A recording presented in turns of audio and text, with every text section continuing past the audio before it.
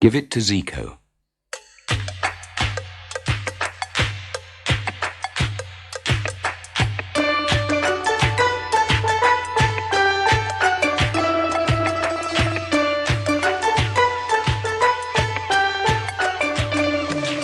Apart from the seagulls feeding along the shore, Zico was the first on the beach that morning. The sun was still so low that it looked like a big football floating on the sea.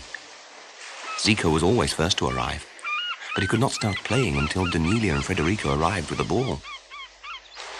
They used their shirts for goalposts, and Danelia and Federico both played against Zico because he was so good. As the day got warmer, more and more children arrived on the beach and joined in. Some rich boys came down from the hotel at the back of the beach and wanted to join the game. Boots off, cried Danelia, pointing at their expensive studded boots. No one here wears boots. So the boys joined in barefoot. And all the time, cries split the air. Zico! Zico! Give it to Zico! Shoot, Zico! Goal! Up at one of the hotel windows, two men stood watching the game below. Look how fast he is. Look how he controls the ball, said one. Do you want me to go down and speak to him, boss? Said the other. Yes, do that.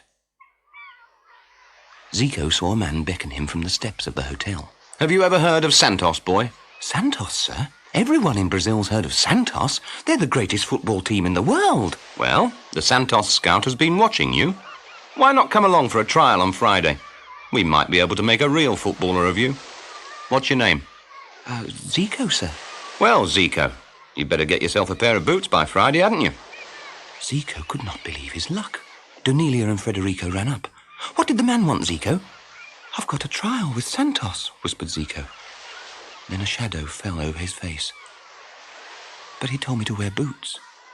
I haven't got any. Oh, Danelia, Federico, what'll I do? Don't worry, said Federico. I'll buy you some. You can pay me back when you're a star. Zico hugged his friend, and they ran down the beach, whooping with joy, and dived into the blue and white breakers.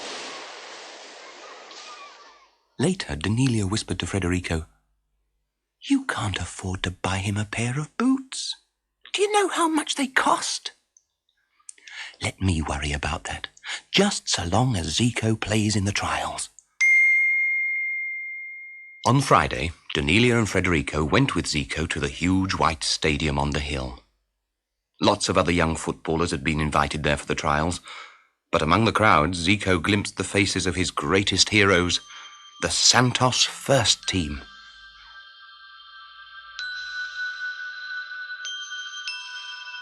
He was so excited that his heart bounced inside him like a football. Not until the last moment did he remember what the scout had said. Hey, Federico, did you manage to get the boots?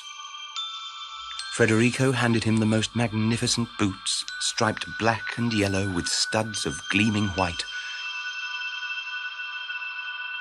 Zico was too grateful to speak. He laced up the boots and stood gazing down at them on the sidelines of the velvety green pitch. A steward pinned a number to his vest.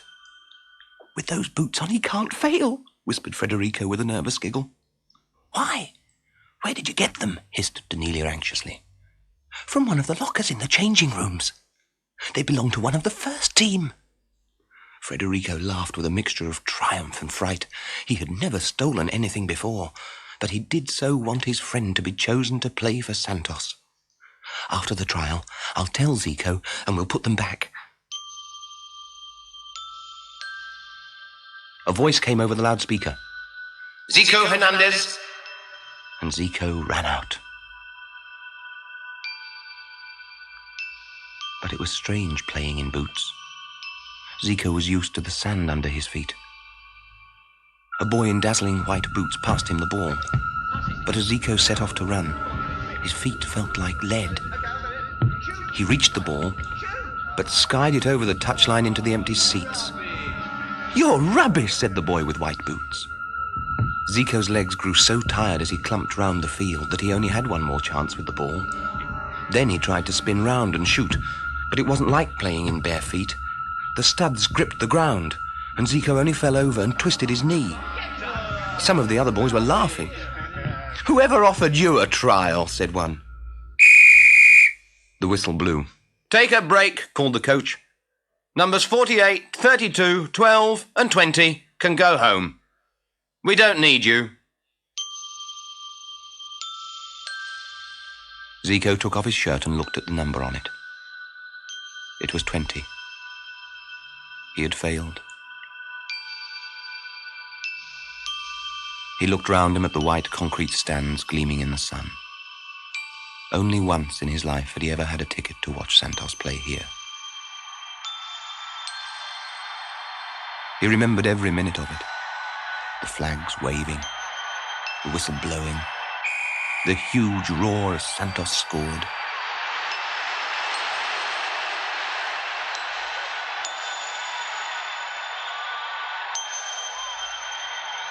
"I can't let all this go," he thought, blinking back his tears. I can't.